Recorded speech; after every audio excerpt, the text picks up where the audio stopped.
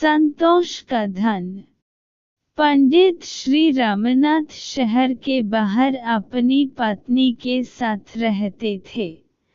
एक जब वो अपने विद्यार्थियों को पढ़ने के लिए जा रहे थे, तो उनकी पत्नी ने उनसे सवाल किया कि आज घर में खाना कैसे बनेगा, क्योंकि घर में केवल मात्र एक मुट्ठी चावल भर ही है।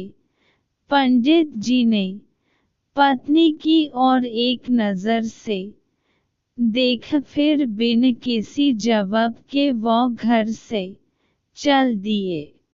शाम को वो जब वापस लौट कर आए, तो भोजन के समय थाली में कुछ उबले हुई चावल और पत्तियां देखी। यह देखकर उन्होंने अपनी पत्नी से कहा, भद्री, ये स्वादिष्ट शाक जो है वो किस चीज से बना है?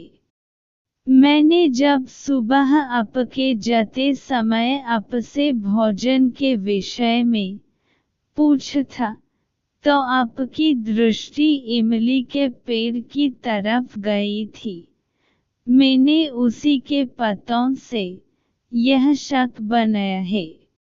पंडित जी ने बड़ी निश्चितता के साथ कहा, अगर इमली के पत्तों का शाक इतना स्वादिष्ट होता है, फिर तो हमें चिंता करने की कोई आवश्यकता ही नहीं है।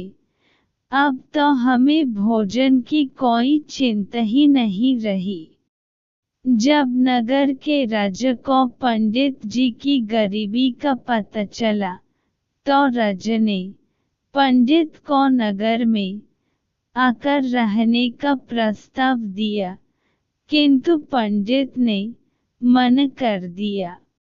तो राजा हैरान हो गया और स्वयं जाकर उनकी कुटिया में उनसे मिलकर इसका कारण जानने की इच्छा हुई। राजा उनकी कुटिया में गए तो राजा ने काफी देर इधर उधर की बातें की, लेकिन वो असमंजस में था कि अपनी बात किस तरह से पूछे। लेकिन फिर उसने हिम्मत कर पंडित जी से पूछ ही लिया कि आपको किसी चीज का कोई अभाव तो नहीं है ना?